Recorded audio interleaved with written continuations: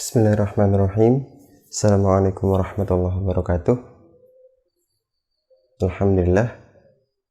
Alhamdulillahi wa kafa wassalatu wassalamu ala nabiyyina al-mustafa wa ala alihi wa sahbihi wa man ihtada amma ba'd. Alhamdulillah, segala puji bagi Allah yang telah menganugerahkan kepada kita kesehatan sehingga kita dapat bertemu kembali di kajian rutin kita, kajian virtual bersama Rumah Sakit Bayangkara Bondowoso. Semoga yang sehat tetap Allah jaga kesehatannya, dan semoga yang sakit segera Allah sembuhkan dan angkat penyakitnya. Nah, Bapak Ibu jamaah Rumah Sakit Bayangkara Bondowoso rahimakumullah, sebagaimana pekan lalu telah disampaikan bahwasanya sekarang itu adalah 10 hari pertama Dzulhijjah, 10 hari yang sangat luar biasa, yang mana amalan-amalan itu memiliki nilai yang sangat luar biasa. Seakan-akan ada multiplier yang membuat amal tersebut bisa dilipat gandakan pahalanya. Dan kita sudah sedang berada dalam 10 hari tersebut. Nah, saya berhusnudzon kepada Bapak Ibu sekalian, insya Allah Bapak Ibu sudah mulai memperbanyak zikirnya, memperbanyak berbuat baiknya, memperbanyak tilawah Qur'annya, bahkan mungkin ada yang berazam untuk menghatamkan Al-Quran di 10 hari ini. Insya Allah, semoga yang sudah melaksanakannya tetap dapat diberi keistiqomahan, dan yang belum, mari kita manfaatkan sisa-sisa waktu. Dibilang sisa juga belum sih, karena masih banyak ya, tapi mari kita manfaatkan sebaik-baik mungkin 10 hari Dzulhijjah ini. Nah, Bapak Ibu jamaah Rumah Sakit Bayangkara Bondowoso rahimakumullah, sekarang kita akan membahas bagaimana cara agar membuat hidup kita itu bermakna. Bagaimana agar membuat hidup kita itu berarti. Karena ada manusia yang hidup itu hanya sekedar hidup. Maksudnya, ya kalau lapar makan ya, kalau ngantuk tidur, kalau pengen BAB ya BAB, ngantuk tidur lagi gitu. Kayak semacam dia tuh nggak paham hidup itu untuk apa gitu loh. Sebagai umat muslim, yang harus kita sadari bahwasanya kita diciptakan itu adalah untuk beribadah. Nah, itu yang harus kita pegang. Wa ma khalaqatul jinna wal insa illa liya'budun. Kita diciptakan untuk beribadah. Tapi ya mosok hidup itu untuk beribadah terus gitu. Dibilang iya ya sebenarnya iya. Karena ibadah itu tidak terbatas bentuknya. Ibadah itu bukan cuma sholat, ibadah itu bukan cuma zakat, puasa, ibadah itu bukan cuma ngaji, tapi bahkan main saja gitu. Bermain itu bisa bernilai ibadah. Jika main itu diniatkan untuk menyenangkan keluarga, menyenangkan istri dan anak, wah itu nilainya ibadah. Jika main itu diniatkan untuk menyenangkan orang tua, itu nilainya ibadah. Kok main? Tidur pun itu bisa bernilai ibadah yang sangat luar biasa. Bayangkan jika kemudian tidur itu kita niatkan agar kita bisa bangun untuk beribadah lebih jos lagi. Maksudnya gini, ya Allah, saya ingin tidur agar saya tahajudnya itu bisa kuat gitu. Ketika kita tidur, kalau kita niatnya seperti itu, atau kita niatkan, ya Allah, saya tidur agar besok ketika saya bangun saya dapat berbuat baik lebih kuat lagi. Nah, ketika kita tidur maka pahala yang akan mengalir terus ke kita. Makan pun demikian. Kalau kita makan sekedar makan nyuapin ke mulut, kunyah, telan, kenyang, diproses dalam perut, dikeluarkan. Jika siklusnya cuma seperti itu, maka yang kita dapatkan ya cuma energi dari makanan.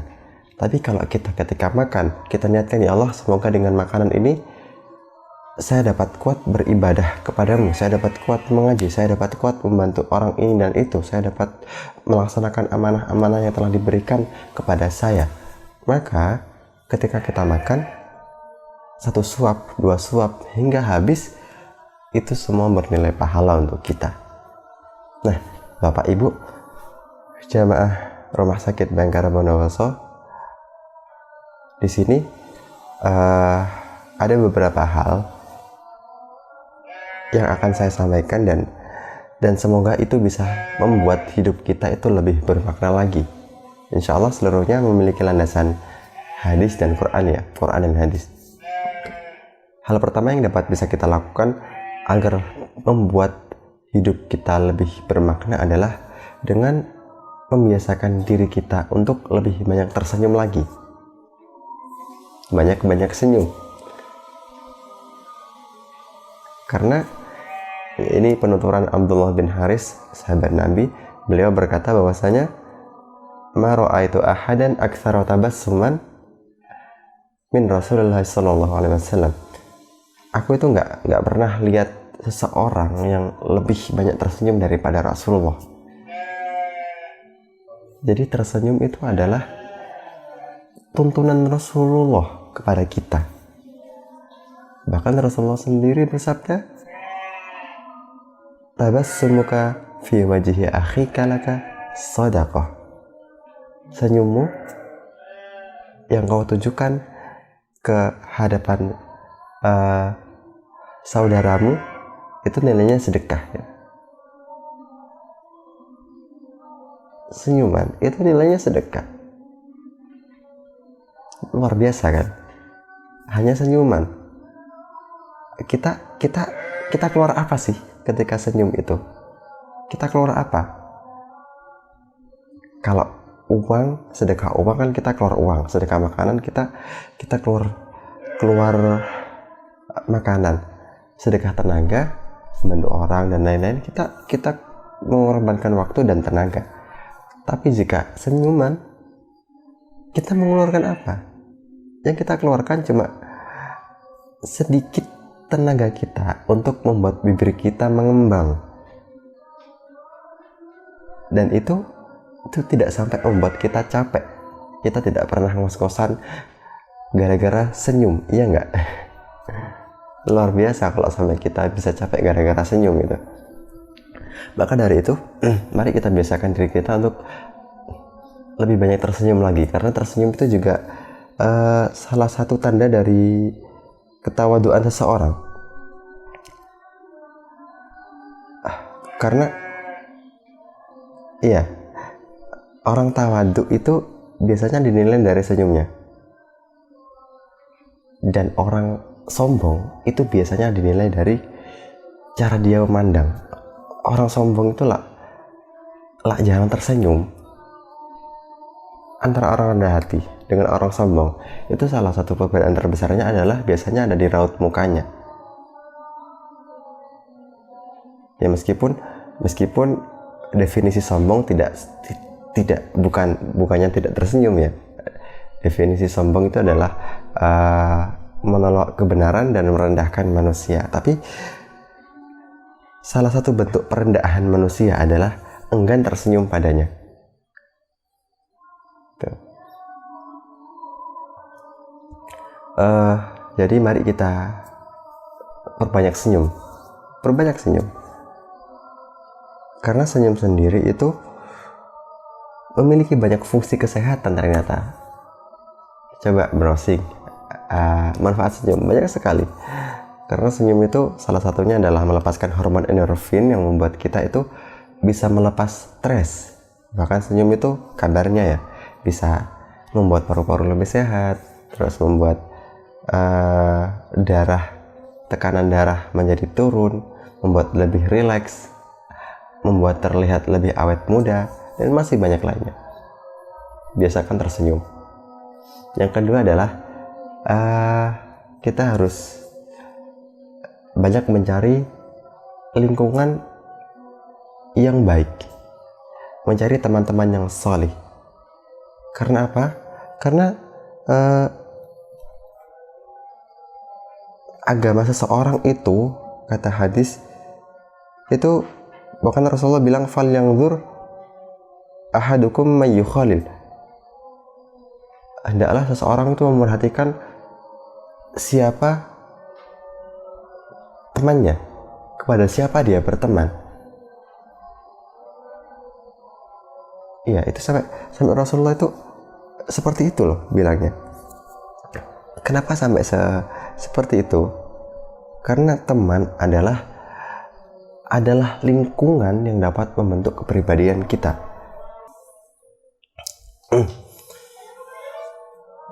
Jadi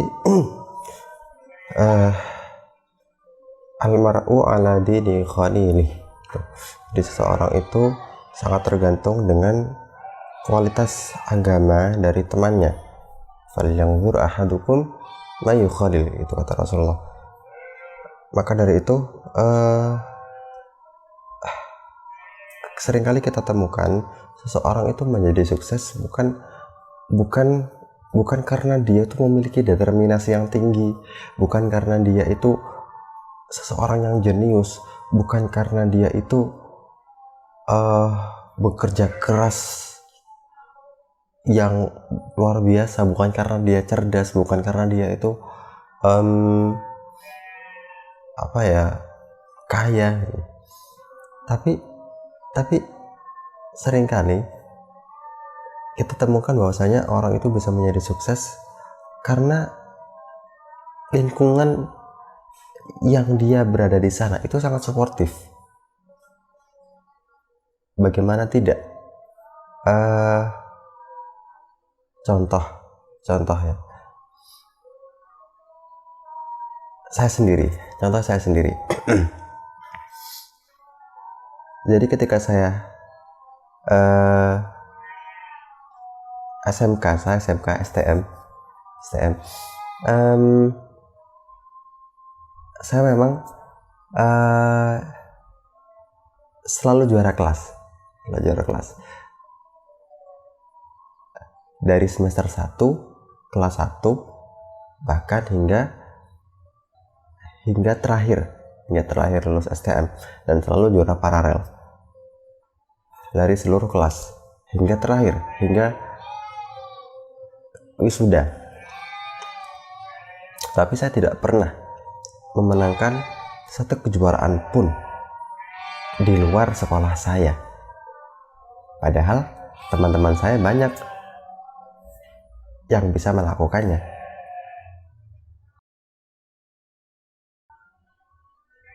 Tapi setelah saya kemudian mondok, saya bertemu dengan teman-teman yang luar biasa suportif, yang selalu mengajak saya untuk berkompetisi, mengajak saya untuk mengikuti lomba di sana sini, memberikan saya pelatihan, mensupport saya, bahkan memberikan saya uang saku. Bayangkan, memberikan saya uang saku, membiayai saya. Walhasil di tangan beliau, di tangan teman yang satu ini, saya bisa hingga kemudian memenangkan beberapa kejuaraan perlombaan nasional berkat arahan, dukungan, bimbingan, serta support dari beliau. Dan ternyata bukan cuma saya, teman-teman yang lain pun seperti itu. Beliau dukung, beliau support, bahkan beliau biayai, beliau bimbing, hingga kemudian rata-rata yang telaten dengan beliau bisa untuk menjadi juara bahkan hingga di tingkat nasional. Bahkan terakhir ini baru kemarin teman saya ada yang alhamdulillah mendapatkan juara internasional, juara tahfidz internasionalnya sama-sama bimbingan dari beliau. seorang teman yang sangat luar biasa suportif. Dulu ketika saya SMP juga, saya tidak bisa menceritakan orang lain ya, karena ini agak sensitif, jadi saya ceritakan diri saya sendiri. Dulu ketika saya SMP, ya karena di SMP lingkungannya menurut saya lumayan baik, kondusif ya. Kemudian setelah saya SMP, qadarullah saya kok pengen gitu ya sekolah ke STM gitu, SMK, karena saya juga nggak punya bayangan STM itu seperti apa gitu. Yang saya tahu SMK itu kita akan belajar mengenai teknik-teknik di sana, kita akan belajar agar kita bisa siap kerja gitu. Yang saya tahu itu gitu. Ketika saya masuk di sana, saya kaget karena teman-teman lingkungan saya di STM itu biasa untuk mengucapkan kata-kata kotor. Jadi kata-kata kotor itu asal ceplos saja. Nah, ketika saya baru pertama masuk, wah itu rasanya risih sekali, telinga tuh risih sekali. Tapi setelah 1 semester, 1 tahun, 2 tahun, jadi biasa rasanya, nggak risih jadi. Karena apa? Karena ya lingkungannya seperti itu, yang membuat saya kemudian jadinya kayak gitu. Maksudnya jadinya kayak gitu adalah telinga tuh jadi biasa untuk mendengarkan hal-hal yang kurang baik seperti itu. Yang awalnya risih, tapi karena terus-terusan akhirnya jadi biasa.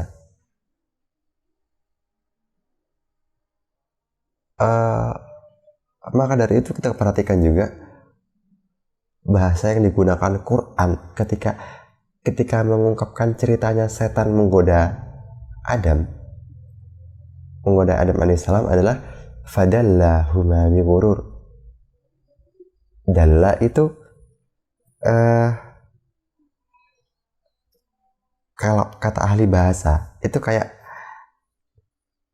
narik ember sedikit demi sedikit ya. Sedikit demi sedikit. Jadi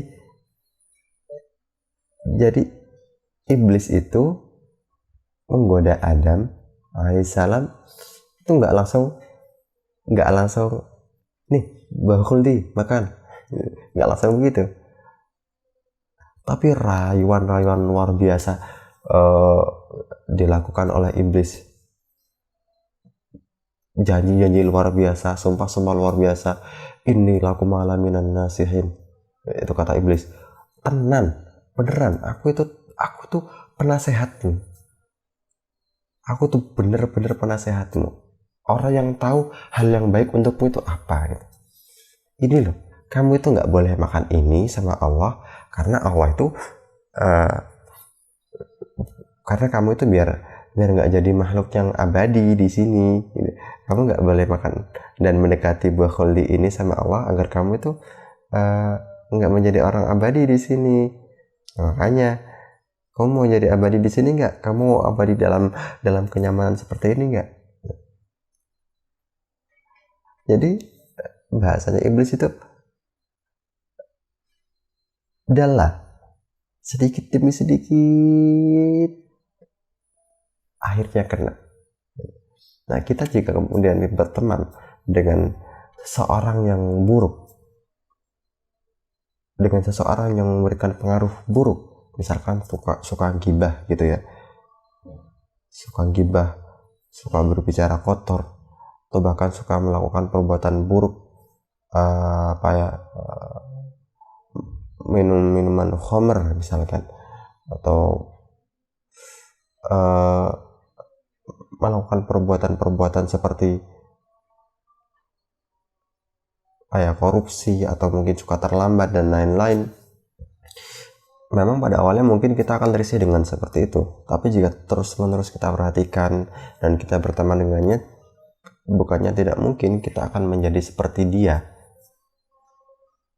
Memang tidak akan langsung, tapi sedikit demi sedikit kita akan menjadi seperti itu, atau minimal juga kita tidak menjadi sepertinya, kita jadi biasa gitu loh. Jadi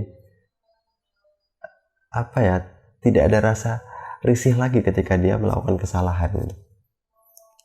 Dan jangan sampai seperti itu. Mari kita cari lingkungan yang positif, teman yang positif,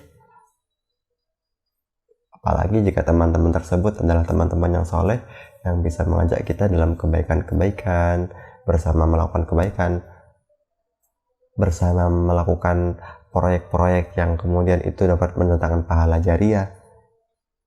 Dan semoga kita dipermudah oleh Allah untuk mendapatkan komunitas teman-teman yang soleh. Masya Allah, seperti adanya kajian ini, insya Allah seluruh peserta yang terlibat dalam kajian ini insya Allah adalah orang-orang yang Allah proses menjadi orang soleh semua. Amin. Nah, hal ketiga yang kita bisa lakukan untuk membuat hidup kita lebih bermakna adalah, nah ini salah satu inti dari materi ini, yaitu banyak-banyak membantu orang lain. Atau jangan banyak-banyak membantu deh bahasanya, senantiasa membantu orang lain. Karena apa? Karena Rasulullah juga bersabda, man nafasa an mu'minin kurbatan min qurabi dunya nafasallahu anhu kurbatan min qurabi yaumil qiyamah. Siapa orang yang menghilangkan satu kesusahan orang mukmin di dunia, maka Allah akan menghilangkan darinya satu kesusahan nanti di hari akhirat. Padahal sama sekali gak sebanding loh, gak banding jelas. Kesusahan di dunia itu gak ada apa-apanya dengan kesusahan di akhirat. Jadi kan ada kesusahan di dunia mungkin bisa ditangani sendiri, atau dibantu 1-2 orang selesai. Tapi kalau kesusahan di akhirat, gak ada yang bisa bantu. Diri sendiri gak bisa bantu, orang lain gak bisa bantu. Yang bisa bantu siapa? Allah dan Rasulnya yang memiliki syafaat, serta orang-orang soleh yang nantinya akan memiliki syafaat, seperti penghafal Quran. Maka dari itu, senantiasa bantulah orang lain. Hadisnya nggak berhenti di situ, panjang hadisnya. Kemudian lanjutan hadisnya adalah waman yassara an mu'sirin yassarallahu fid dunya wal akhirah. Jika kita mempermudah kesulitan orang lain di dunia, maka kita akan dipermudah oleh Allah di dunia dan di akhirat. Waman satara musliman satarahullahu fid dunya wal akhirah. Kita juga, kalau kita tahu aib seseorang, lalu kita berusaha untuk menutupinya, tidak kita umbar-umbar, kita berusaha untuk menutupinya meskipun kita benci terhadap orang tersebut, hingga kemudian kita pengen mengumbar aibnya, tapi kita tutup, maka aib kita akan ditutup oleh Allah di dunia dan akhirat. Semua orang memiliki dosa,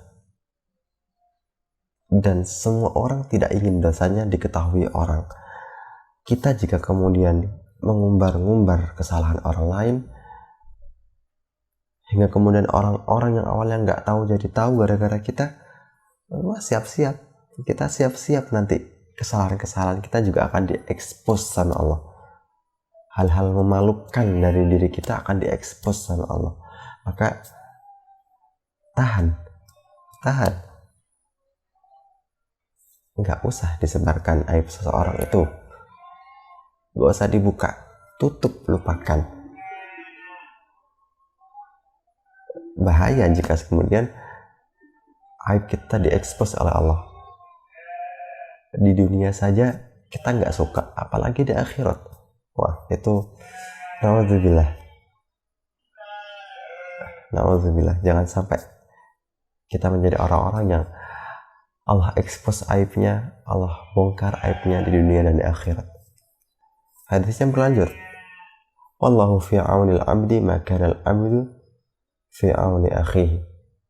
Allah itu akan selalu dan senantiasa untuk menolong seorang hamba selama seorang hamba tersebut senantiasa menolong saudaranya. Hadis ini adalah hadis yang menjadi rahasia kesuksesan seorang. Ternyata rata-rata orang sukses adalah orang-orang yang memang suka membantu seseorang. Orang-orang sukses adalah seseorang yang mungkin bukan cuma membantu seseorang, tapi membantu banyak orang, membantu lembaga, membantu masyarakat. Sukses itu bukan cuma dilihat dari materi ya, tapi banyak indikatornya. Tapi jika kita lihat dari materi, maka kita dapat melihat betapa banyak orang yang justru hartanya itu nggak habis-habis meskipun dia sedekahkan. Hartanya itu nggak habis-habis meskipun disedekahkan. Sebagaimana kalau di zaman sahabat sih banyak banget ya. Abu Bakar menyedekahkan seluruh hartanya, Umar menyedekahkan separuh hartanya, Utsman bersedekah sedemikian banyaknya hingga kemudian Rasulullah berkata, mulai hari ini Utsman gak akan ada sesuatu yang dapat membahayakanmu. Maksudnya sudah terjamin gitu surganya. Saya sendiri juga punya seorang teman ya, yang Masya Allah selalu gercep menolong orang. Ya seluruh urusannya dipermudah sama Allah. Bayangkan dia bisa mengelola satu organisasi dengan bagus, dia jadi ketuanya. Gak cuma itu, dia juga diamanahi untuk membantu pengelolaan satu lembaga besar. Juga masih sering dijadikan tempat konsultasi oleh lembaga-lembaga yang sebelumnya dia tempati.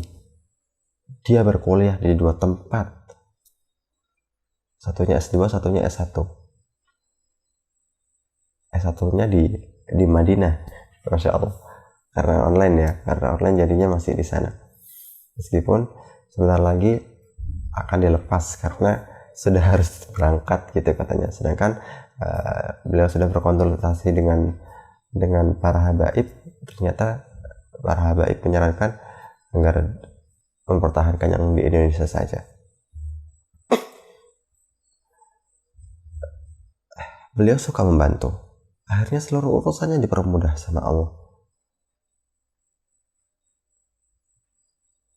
Kalau di Bondowoso itu ada Haji Kholik, Abdul Kholik. Beliau memiliki salah satu toko yang besar di Bondowoso, tapi rumahnya di Jember. Masya Allah, beliau tuh kalau ke pesantren kami bantu itu cor-coran. Bantu tuh Masya Allah, keluar lagi. Maksudnya keluar itu mengeluarkan hartanya itu cek mudahnya gitu untuk pesantren. Jadinya Allah berikan barokah kepada bisnisnya, sehingga kemudian sampai sekarang beberapa bisnisnya tetap dapat berjalan dengan bagus meskipun pandemi, tetap bagus. Beliau juga satu keluarga pernah terserang COVID, tapi alhamdulillah seluruhnya dapat pulih dengan selamat meskipun kondisinya juga sangat buruk saat itu. Tapi alhamdulillah sudah sembuh semuanya dan sudah dapat beraktivitas dengan normal. Beliau juga sering ngundang teman-teman santri untuk makan-makan di rumahnya, dan kalau sudah diundang itu ya senang para santri itu karena makanannya ya pasti makanan-makanan enak ya.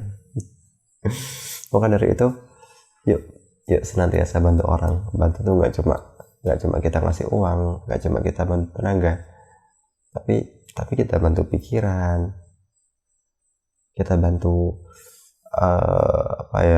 dengan support, atau bahkan kita bantu untuk menutupi aibnya, itu Masya Allah sudah menjadi bantuan yang sangat luar biasa. Mudah kan? Kemudian cara selanjutnya adalah dengan qanaah, mensyukuri apa yang ada. Banyak yang belum kita syukuri sebenarnya. Daripada kita kemudian mengejar banyak hal yang kita inginkan, mimpi-mimpi yang benar-benar kita ingin tuju, kita berusaha keras di sana, tapi kita melupakan banyak hal yang belum kita syukuri. Itu mari kita benahi. Kita mengejar banyak hal yang tidak ada dalam diri kita, tapi kita masih melupakan apa yang sudah kita punya.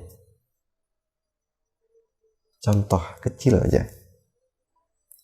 Siapa yang sudah pernah bersyukur punya alis? Bayangkan jika kita nggak punya alis, kita paras sedikit, ulap rasanya.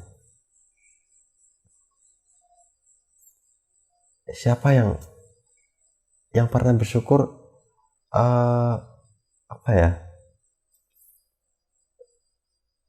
hidung ini itu tidak tersumbat ya. Siapa yang pernah bersyukur punya gigi yang lebih keras daripada marning? Nah kan kalau kita punya gigi yang tidak lebih keras daripada marning, kita makan marning, justru marningnya itu yang jadi gigi untuk kita. Marningnya yang menghaluskan gigi kita, bukan gigi kita yang menghaluskan marning. Banyak hal yang belum kita syukuri. Bahkan Allah juga sampai memberikan maklumat di Al-Quran, wa in ta'udzu ni'matallahi la tuhsuha. Kalian itu tidak akan pernah bisa menghitung nikmat Allah. Satu nikmat Allah tidak akan pernah bisa kalian hitung. Innal insana ladzalumun kafar, kata Allah. Sungguh manusia itu bertingkat-tingkat zalimnya, bertingkat-tingkat ingkarnya terhadap nikmat Allah itu. Insya Allah itu sampai Allah bilang seperti itu loh. Maka dari itu mari kita coba untuk melihat ke dalam diri kita, melihat ke sekitar kita, melihat yang kita punyai, disyukuri dulu sebelum kita mengejar sesuatu yang lebih banyak lagi, lebih tinggi lagi, lebih mulia lagi. Kita syukur dulu. Kita bersyukur punya tempat tinggal yang aman, yang teduh. Kita bersyukur punya makanan yang bisa dimakan tiap hari, punya oksigen yang bisa kita hirup tanpa harus membayar. Ada air yang bisa kita minum dengan segar. Kita bersyukur. Kemudian hal lain yang bisa kita lakukan untuk membuat kita hidupnya lebih bermakna adalah belajar cuek terhadap hal-hal tertentu. Maksudnya adalah mari kita resapi dulu hadis ini. Min husni islamil mar'i tarkuhu ma la ya'ni. Termasuk tanda bagusnya Islam seseorang adalah dia itu meninggalkan hal-hal yang gak berguna untuknya. Wah, ini juga menjadi tamparan banget buat saya ini. Bahkan dalam Al-Quran itu walladzina la yashhaduna zur wa idza marru bil lagwi marru kirama. Jadi salah satu tandanya ibadur rahman, hamba-hamba Allah yang penyayang itu adalah wa idza marru bil lagwi marru kirama. Kalau dia berjalan melewati suatu kayak suatu hal yang main-main gitu loh, gurauan-gurauan, hal-hal yang nggak begitu berguna gitu. Marru kirama, dia meneruskan berjalannya itu dengan penuh kemuliaan, nggak noleh, nggak diperdulikan, itu tetap dengan mulia berjalan, paham bahwasanya dia itu memiliki visi yang besar, dan visi tersebut tidak ada kaitannya dengan hal-hal remeh seperti itu. Tarkuhu malayanhi, itu juga min husni islamil mar'i tarkuhu malayanhi. Termasuk bentuk bagusnya Islam seorang adalah dia itu meninggalkan sesuatu yang tidak bermanfaat untuknya. Kalau kemudian kita nonton film gitu, nonton film atau sinetron, jika kemudian kita merasa kita bisa memetik manfaat dari situ, ya meskipun saya tidak menyarankan untuk lanjut, tapi ya monggo jika mau dilanjut. Itu jika kemudian jenengan bisa memetik manfaat dan bisa mengimplementasikannya. Tapi jika hanya untuk bersenang-senang saja, ya nggak usah terus-terusan, sekali saja. Kalau sinetron kan berkesinambungan, toh. Drakor contohnya juga, tahu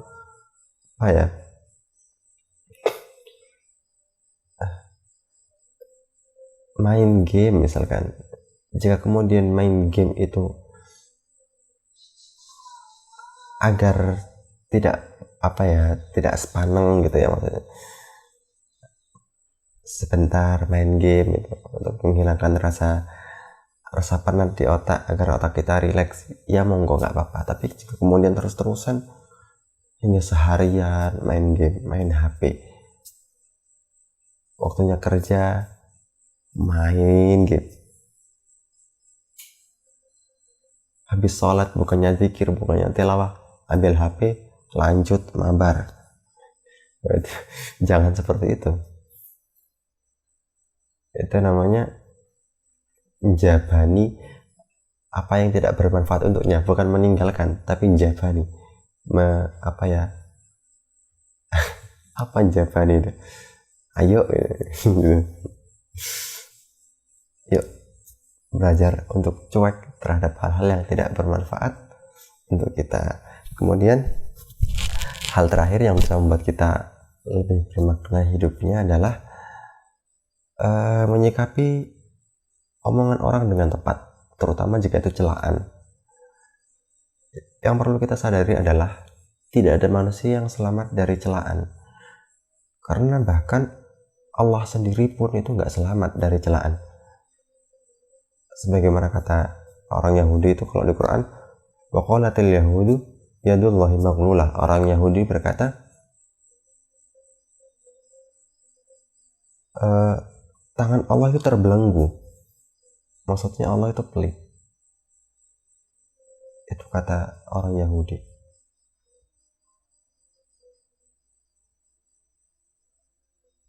Ya memang, ya apa ya, itu kata mereka karena mereka merasa bahwasanya Allah itu kayak nggak memberikan apa-apa gitu ke mereka, padahal nikmatnya Allah ke Bani Israel itu sangat banyak sekali.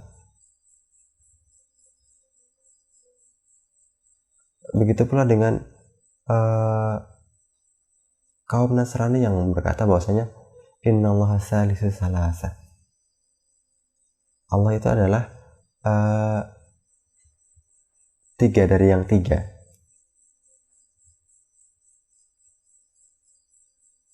Bayangkan itu. Mereka berkata bahwasanya ya Tuhan Allah itu ya ada tiga, dan Allah itu adalah yang ketiga dari yang tiga.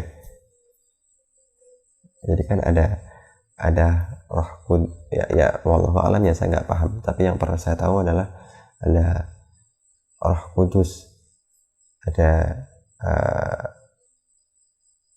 Bunda Maria, itu ada Allah itu. atau ada Roh Kudus,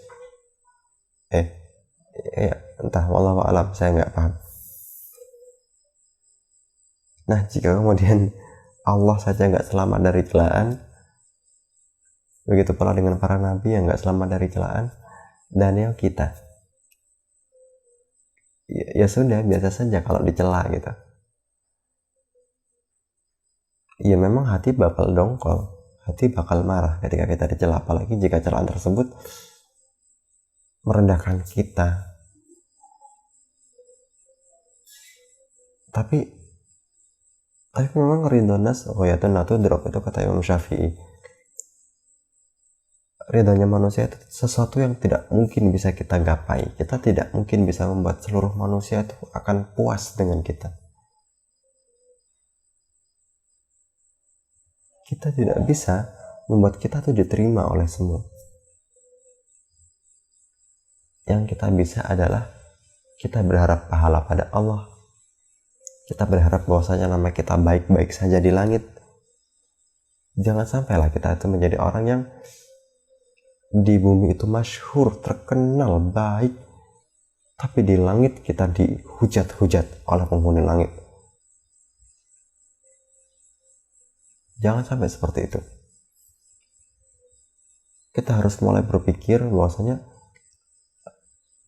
jika memang kita penilaiannya di dunia ada orang-orang yang menganggap kita itu buruk, selama kita berbuat baik, selama kita kemudian beribadah, selama kita kemudian tidak melakukan hal-hal yang melenceng, ya kita berharap pada Allah semoga nama kita itu baik di langit, dan semoga ya kita bisa mempraktekannya gitu, melatih hati kita untuk menjadi lebih tebal lagi agar kita itu tidak langsung baper, tidak langsung marah, tidak langsung down ketika kita dicela. Yang ada malah jika kita dicela, menjadikan itu sebagai bentuk pengaduan pada Allah. Ya Allah, saya dicela ini oleh seseorang ini, padahal kan saya tidak seperti itu. Maka tolong di langit perbaiki nama saya. Wah, itu luar biasa itu. Nah, begitu ya jamaah sekalian, semoga kita dapat membuat hidup kita itu lebih bermakna lagi, lebih berkualitas lagi dengan mempraktekkan hal-hal yang telah disampaikan dari tadi. Apa saja? Yaitu memperbanyak senyum, senantiasa membantu orang, terus mencari lingkungan dan teman-teman yang baik, mensyukuri apa yang ada, qanaah, menerima apa adanya, kemudian belajar untuk meninggalkan hal-hal yang bermanfaat, dan yang terakhir menyikapi omongan orang dengan benar. Semoga kita bisa dijadikan oleh Allah sebagai hambanya yang memiliki kualitas hidup yang baik dan memiliki nama yang baik di dunia, di bumi maksudnya, maupun di langit. Subhanakallahumma bihamdik, asyhadu an la ilaha illa anta, astaghfiruka wa atubu ilaik. Assalamualaikum warahmatullahi wabarakatuh.